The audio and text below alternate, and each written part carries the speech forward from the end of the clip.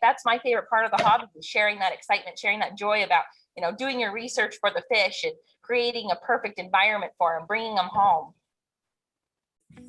Hey everybody, I'm Kelly. And I'm Patty. And we're here from Women in Reefing. And we are so excited to introduce the Women in Reefing featured videos. In these featured videos, we plan to talk with women from different areas to show just how successful women have become. We're so excited to have today here Krista with K&P Aquaculture. I invited Joanne because she'll come up with some fantastico questions that we would not, because on the fly. Yeah. Krista, let's start off with, tell me a little bit about yourself and how you got involved with saltwater overall. I guess it started back in Hawaii about 5 or 6 years ago now. I was kind of doing some coral conservation out there, worked on some dive boats, had kind of a little bit of a tragic accident, got attacked by a dog. And so I had like a year and a half worth of reconstructive surgeries on my face. So it was a little bit demanding. So it kind of took me out of the sun, out of the water, couldn't go in the water for over a year. So then I moved to Big Island, got a job on a lava boat and worked there for quite a bit and really enjoyed it. The lava stopped and my girlfriend's like, let's move back to Washington. That's where I'm from. So we moved here and I just missed the ocean so much and I wanted to get back into coral conservation and coral ecology. So I took a job at Point Defiance Zoo and Aquarium and helped open their new aquarium up there. And then after that, I worked for a few local fish stores and I finally decided I wanted to do my own thing and just do all aquaculture corals, my own live foods, and basically anything I can do to promote aquaculture and to promote captive breeding. Just because that was one thing I noticed living in Hawaii. There are so many fish that really end up dying, just being pulled out for captivity for hobbyists. Just in general. So I've always been like kind of big on the promoting of captive bred fish. Aquaculture corals do really well in captivity. So it just helps people have a thriving, successful tank overall. So you decided to open K&P Aquaculture, and tell me what that was like. Like, was it really difficult to get that going? Well, we actually just opened this year, so it has been fairly new. It's kind of been like a whole 5-year plan in the making. We're into our 3rd year now. So we just got the website up. We have all of our tanks running now. We had a 210 gallon we set up for a quarantine. So essentially I use that to import any corals that I buy from other people, whether they're aquacultured or maricultured, and then they sit in that quarantine for a while.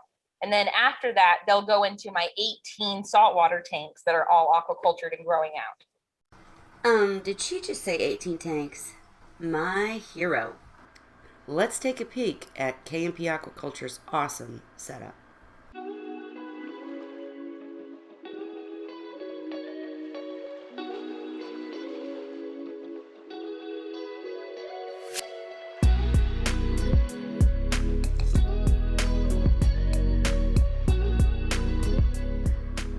Setting up a system this extensive is not easy.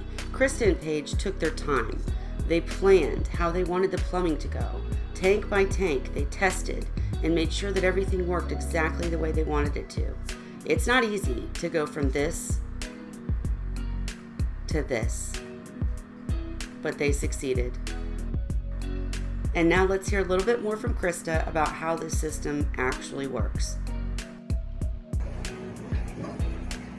Return pump goes up, comes up into this one and comes up into this one. This one feeds in, goes down the overflow, down into here, shoots out of that corner, comes across into here, goes down that overflow, back into the sump, and then this one, I've got a power head there, feeds into here,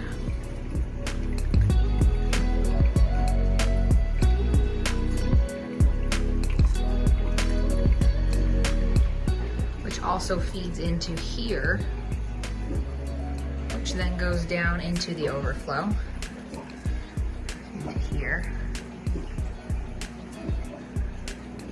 and back into the sump.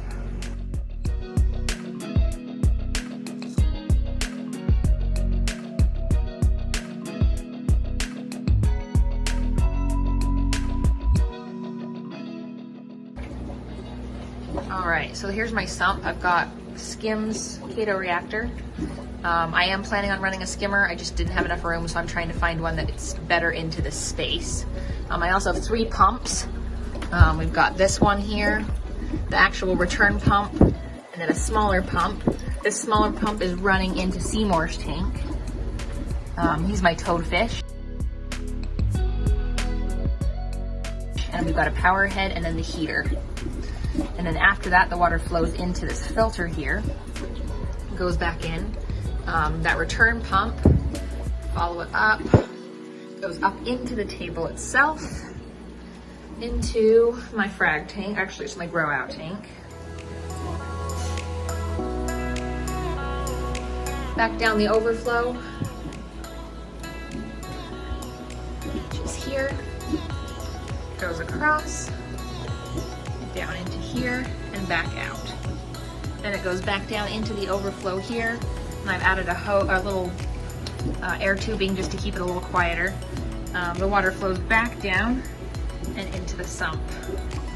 And then I didn't mention the other hose or the other pump in here. This pump here goes in and adds a little extra flow into this tank.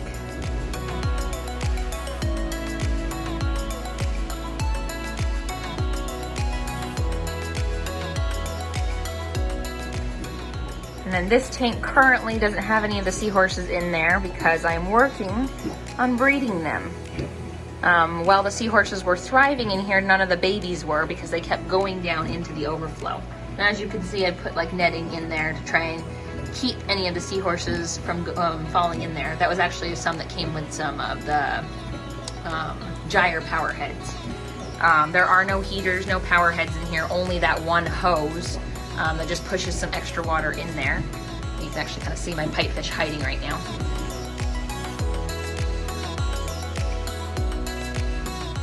They also breed freshwater endlers and use this tank to separate males to prevent inbreeding. The second tank is used for cleaner shrimp breeding.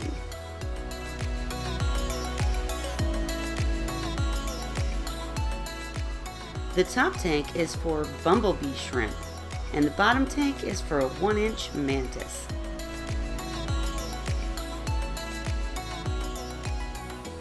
The final standalone tank is the freshwater endler tank that those males in that first tank wish they could get into. Seriously amazing. So what type of coral or species of coral does K&P Aquaculture offer? Well, I mean, we definitely have all of it. I've got SPS, softies, LPS corals, kind of a whole random mix. I get new ones all the time, and then I also have a few local aquaculture growers here. So they've got a few of them that I'll just go and pick up species that I'm not growing myself. Helps when I don't have room for everything. Sure. Well, it sounds like you're going to keep expanding too, which is cool. Oh yeah, every week we add more corals onto the site. Do you have anemones? Yes, we I'm do. all about anemones, so. I've got Chicago sunburst, Colorado sunburst, black widows, rose bubbles, this neon green aquacultured bubble that's like the coolest thing ever, and it's even got like tiny little pink tips to it. A couple regular rainbows, like the splatter rainbows with the little white polka dots all over them. An ultra rainbow, which is like the most brightest, crazy rainbow I've ever seen.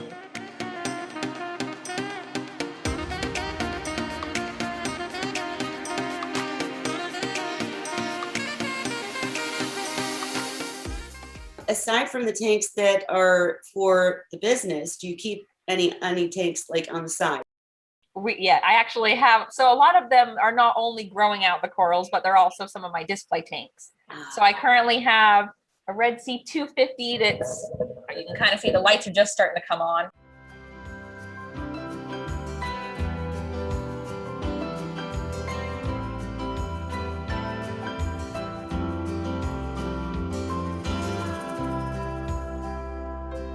That's where my Colorado sunbursts are. I got a future seahorse tank that's my Reefer is it the Reefer 170? It's a 34 gallon. That one's going to have the fire red seahorses, if you've seen those. Oh yeah. They're from Kona Aquaculture. It's a long time in the making. This tank has been running now for 2 years and I still don't want to put them in. I'm just collecting gorgonians, sponges, soft corals, anything that really catches my eye. And so that's kind of my soft coral grow out.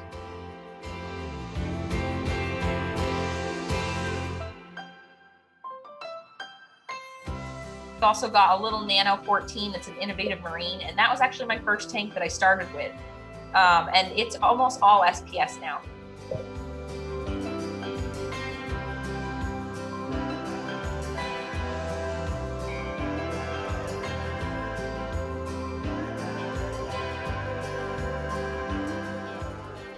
Did I hear you say Gorgonians? Tell me what species you're keeping. I have a few Gorgonians for sale. As they grow out and I can harvest them, I always chop them up and put them on the site. So right now I've got some of the Grooves Gorgonian. I'm going to be, if you've heard of I think they're just called sea rods, but they call them sexy sea rods here in, locally. I'm going to be cutting a small piece of that eventually for sale because I need to clear some space out. Okay. And then I just got this really cool, it's called a tan whip Gorgonian. And that one's been doing pretty good for me, but I've only had it for about a week now. The orange finger Gorgonian, I've got a red finger Gorgonian, and then I've got a bunch of NPS corals in there. Oh, so like nice. the carnations, Stereonepia, chili coral. Man, I just found where I'm getting all my stuff now. So is K&P Aquaculture an actual store, or are you completely online at this point? Currently it's online. We're hoping to be able to expand within the next year or so. We are kind of torn on which route we want to take. We still want a retail store, but personally, I want like a giant warehouse for all my corals. I feel like I never can have enough space. But we just figure we'll get there when the time comes. So we're just like focusing on what we're good at right now and slowly expanding. Do you ship nationwide, the products, or is it more local? Well, we focus more on local. However, I do ship anywhere within the United States currently. Our shipping prices are not the best just because we are first, just beginning. But that's where I try to work with people around it. We see what we can do. I try to discount corals a little bit just to help alleviate some of the shipping prices. Hopefully in the future, as we get more orders down the line, the shipping will start reducing the price. Tell me more about the culturing of your own foods. Is that really crazy difficult? Well, so I've had a couple failed attempts on like trying different species and stuff like that. I'm growing my own pods. They're currently I'm going to say it wrong probably too, the Tigriopus, the Apocyclops, and the other name, Tisbe. There we go. Those are currently my most popular pods that sell. Hopefully within the next month or so, we'll be getting amphipods, which are the larger ones, always like a tasty treat for the fish. We do enrich baby brine every day. That's because we have seahorses here as well. So we're feeding them. And then we have 2 different strains of phytoplankton. So we grow them in completely enclosed, sterilized units. I have Nanochloropsis and Tetraselmis, which are really great to have. They're kind of like the main component I need for both my corals and my foods. Very, very cool. I'm sure it's no surprise that the moment I heard the word seahorses, I invited Krista on Wine Wednesday. And she did join us to share her experience keeping and breeding dwarf seahorses. And of course, all the other cool critters she keeps. You can find that video on the Seahorse Whisperer channel, but also check out the K&P Aquaculture YouTube channel to learn more about all of their live feeds, hatcheries, phytoplankton, biosecurity, and more.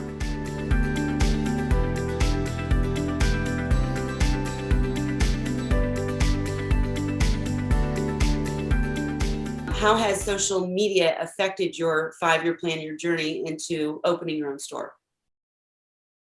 Social media is definitely important for us. It's something I've had to learn a lot about. Unfortunately, I am really pretty good when it comes to the whole biological side of all this, but then the technological side is like definitely my weak point. Really, it's the groups though that I've been targeting mostly, and then we are going to be doing some actual Facebook advertisements here in the next month or so, trying to just slowly expand as we go. And I know that TikTok's kind of one of those newer ones for some of the newer generations. It's been a difficult one, but I'm learning it. Out of all the coral you've kept and raised, do you have a favorite? I have like a new favorite coral every week. Right, gotcha. I would say top 3 favorite corals are what I have a super strong addiction for are gonies, alveopora, and torches. Anytime I go into a store or I have happened just to look online, I'm like, I'm not going to do it. I'm not going to buy anything. And I happen to see one and I'm like, I don't have it. And sure enough, it ends up in my cart and right in my house. Is there any coral that you have not, like is difficult to you, that you're not good at growing? I mean, I've definitely had my struggles with them over the years. Duncans, for some weird reason, were like one of the ones I struggled with the most. And I was like, it makes no sense because when people are like, what's a good LPS coral to start with? I'm always like, oh, a Duncan. And it does well for everybody. And then I bring one home and it would just die.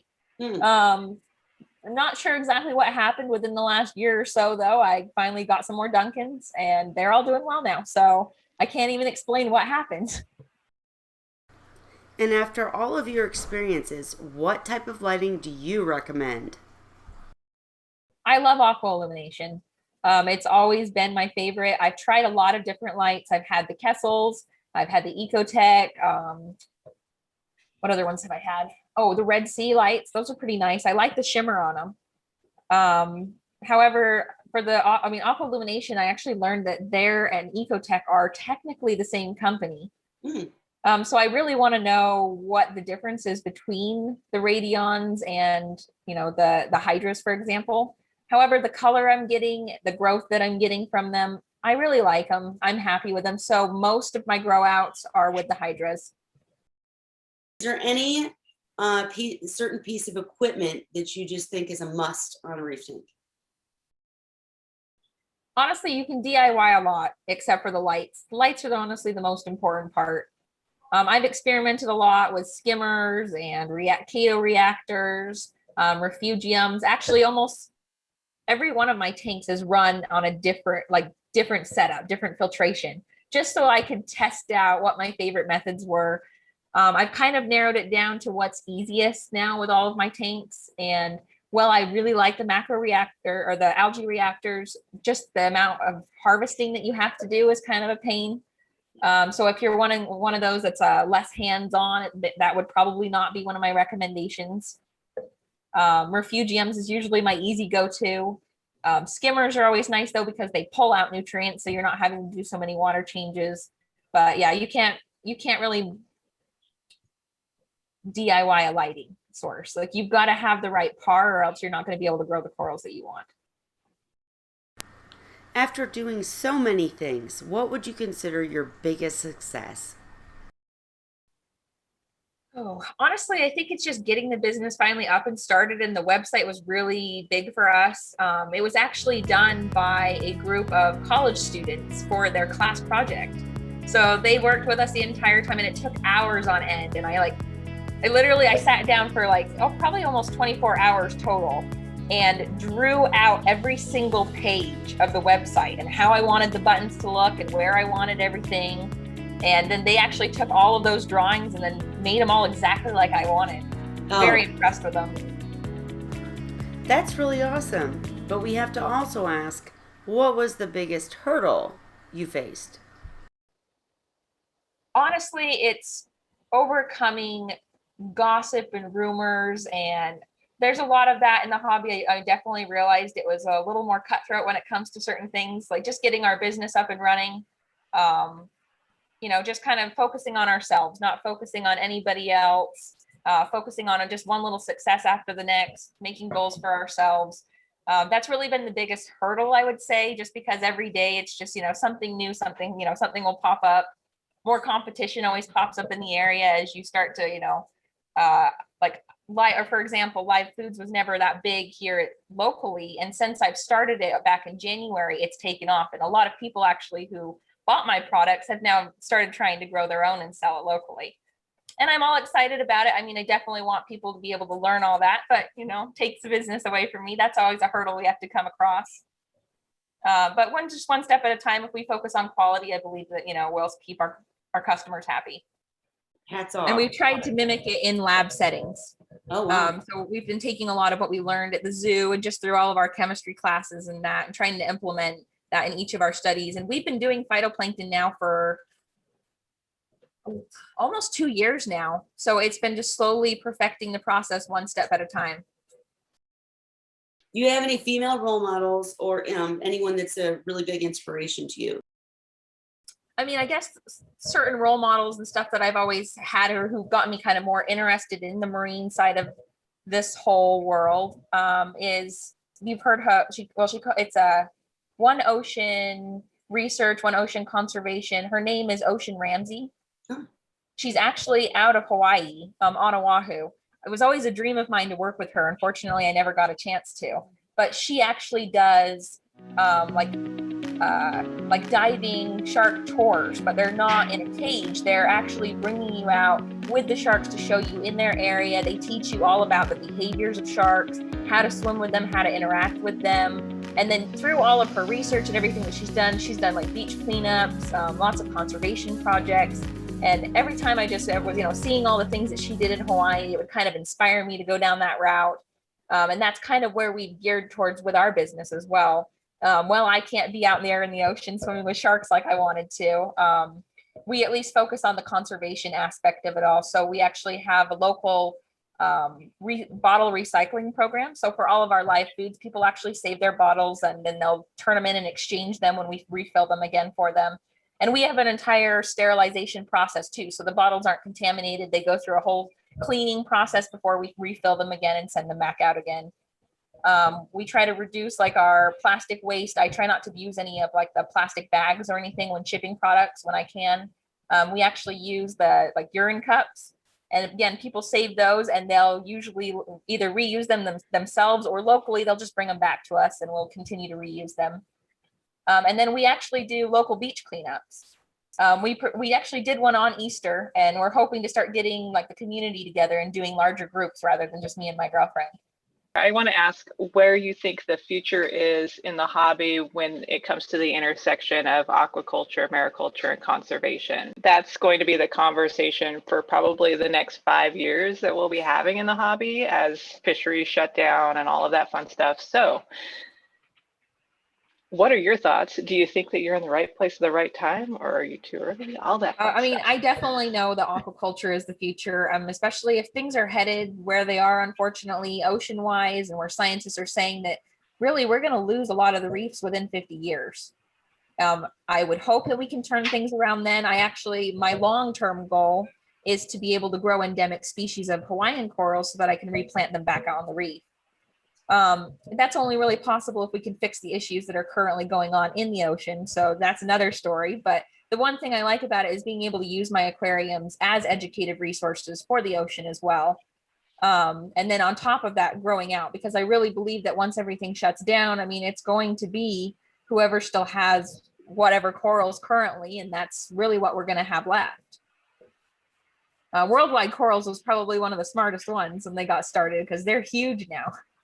Right. I think Tidal Gardens is another good one.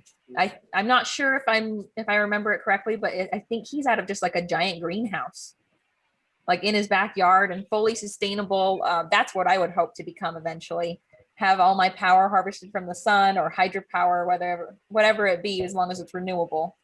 Mm-hmm. Yeah, we used to know a guy who had about 100-foot greenhouse, and he was running and a full aquaculture facility for probably about 5 years out in Spokane, right, where you get snowfall and all of that fun stuff. But yeah, everything grew great. He wasn't a great business person, right? You gotta be able to be successful, right? You have to grow great things, but you also have to sell them, right?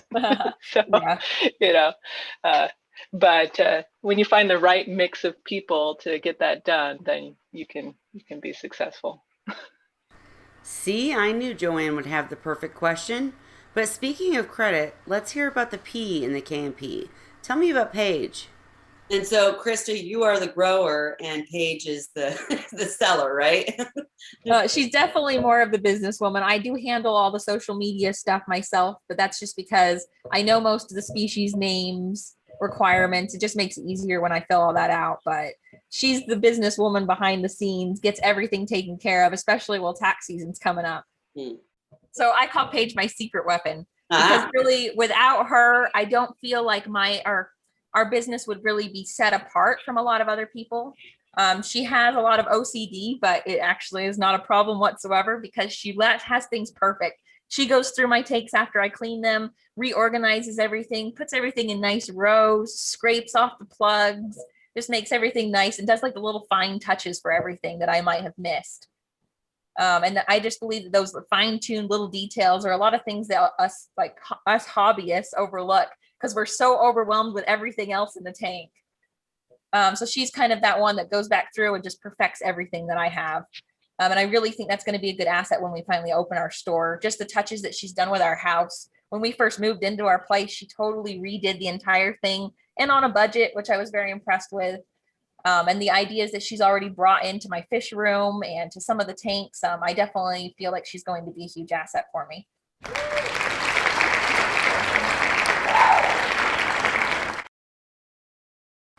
You've been very clear that it's important to provide educational resources. So how are you doing that? So during my time over at the aquariums and zoos, I always loved the educational outreach programs that they would do. And usually it was just taking, whether it was just groups of people, students, anybody who was interested, they'd take them through the aquarium, and not only would they, talk about the animals in their aquarium, but they actually will start talking about what they're like in the wild, what kind of problems that they encounter. And a lot of that was also focused on how other people can help, what you can do, how you can contribute. On our About Us section on our website, you can scroll down and there are options that also say how you can help and what you can do to help the environment. And some links. So if you want to volunteer locally in your area and do something for a conservation or environmentalist project, they have people that you can reach out to in your areas, and they can help you volunteer. So I thought that was pretty cool. Very cool. And then with my aquariums, for example, my girlfriend doesn't like to dive. My mom doesn't like to dive.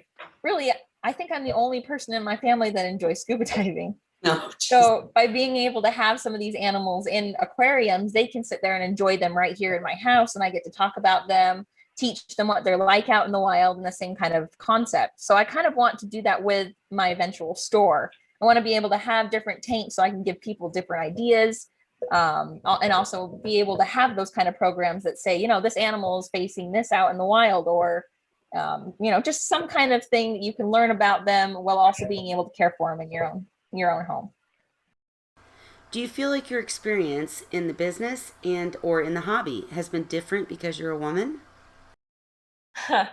Oh, it's definitely been a whole trip. We'll put it that way. I actually worked for 2 local fish stores over the past 3 years. Definitely experienced plenty of stories of, the whole sexism in the hobby, and a lot of barriers. When I finally quit some of the stores, one of them in particular was kind of a little bit more aggressive to me.